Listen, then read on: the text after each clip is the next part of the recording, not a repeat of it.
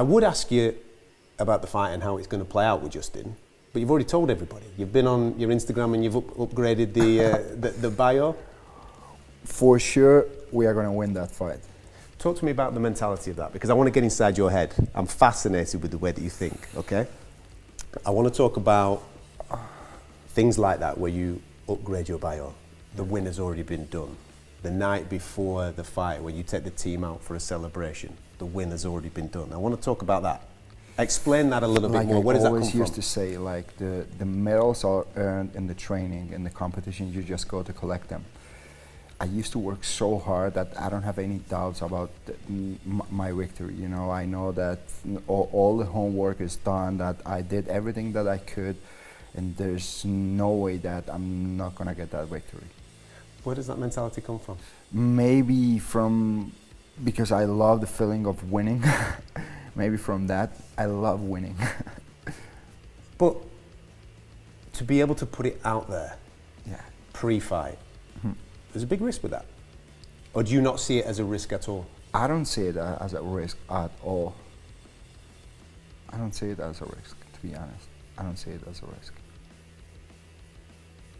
Does that, have you always been like that? As a kid, were you like that? Always. I always used to call my shots before it happened.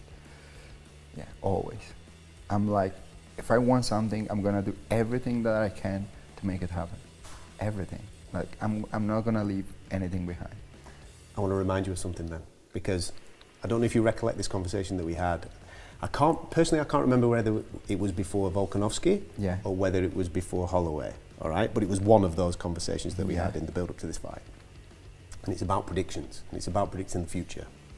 You said to me, without even flinching, because I asked you, what's your goals and ambitions? Okay. And you said to me, I'm going to be a 3-weight world champion. Oh my God. And I'm going to do it before I'm 30 years of age. Yeah, now I'm 29, so I have a couple of months ahead to make it happen. You're 30 next January, yeah? So yeah, you've got a good year. half year to maybe get that opportunity. And it could happen easily. Actually, it was about to happen. Because before I get the confirmation to fight against Justin, I was supposed to fight against Islam. So Dana said that he was about to make the announcements of the White House card. So, and myself, like from the call that I get from the UFC, I knew that I was fighting Islam, because the first fight that they offered me, it was against Islam. So I went to sleep, and in the middle of the night, I get like, I don't know, 100 calls from Mark, from the UFC, like, listen, he's injured and you're gonna face Justin Gaethje. So hours before the announcement of the card, I was supposed to fight against Islam. That fight was this close to happen.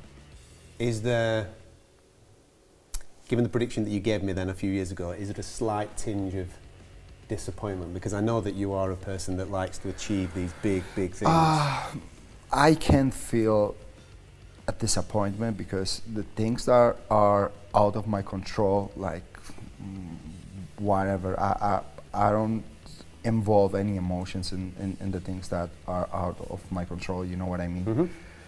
So if the fight has to happen, it's gonna happen. If not, it's not gonna happen. I think it's gonna happen at some point. I hope so, at least. And hopefully it's gonna happen at the end of the year. After this fight, who knows? Maybe we are gonna get that fight, finally. Are you surprised that it is Justin that you're fighting at the White House? If I'm surprised because I thought that Paddy was gonna, that he's gonna win that fight against Justin. Yeah. So I was thinking in myself before that fight that I would face Paddy, because since the first moment that they announced the White House, I always knew that I would be in that event. So I was like, if Justin is fighting against Paddy, I'm gonna fight the winner, and I think that Paddy is gonna win that fight. And I was surprised because of that. I want to pick you up on that, because you just said to me, I always knew that I was going to be on the White House card. But this comes back to the prediction thing again, because you only found out the night before. So how did you always know? Because if a company is gonna do a show off of the products that they have, I consider myself as one of the best products that the UFC has right now. So I had to be in that card. But you hadn't had a phone call about it? Anything. I didn't know anything. What else can you predict? Actually, they told me that I wouldn't be in that card. They physically told you? Yeah, they told me. We're not going to use you for call. that card? Yeah. But you still believe that it would happen? I always knew it. Can you do the lottery numbers or anything like that? Because I need a little bit of help, man. No. Not at that point. What does it mean to you to actually be on that card? Because as you just highlighted there, if they're going to do a show-off event, if they're going to do a signature event, yeah, the most powerful man in the world is allowing fights on his front lawn. How crazy is that? That's crazy. It's so crazy. What does it mean to you?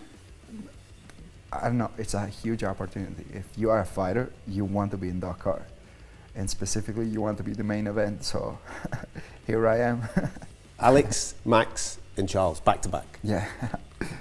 They're all going in the Hall of Fame. Yeah. Every single one of those fighters. Loves. I have so much respect for them. So much. But you stopped them all with a knockout. Yeah. Does that not feel crazy, right? It is, to be honest. Why I would lie you? Like, I don't want to lie you. It is. And now Justin Gaethje. To be able to knock out Walk, Max Holloway, yeah, Charles, and Justin, it's just crazy. Like, I respect them like so much. Great athletes. They have done so many great things. Well, look at what Volk's done after you. Bro. Sensational fighter. Everything I can say about them is like respect. Talk to me about the Rose.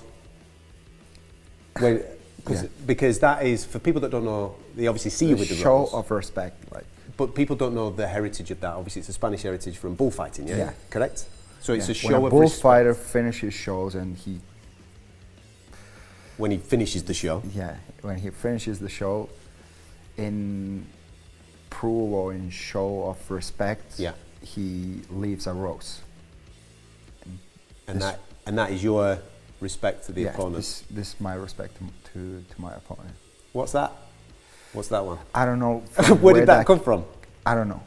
I want to know, is that English tea? What are you doing there? I don't know. Don't ask me because I don't have the answer of that.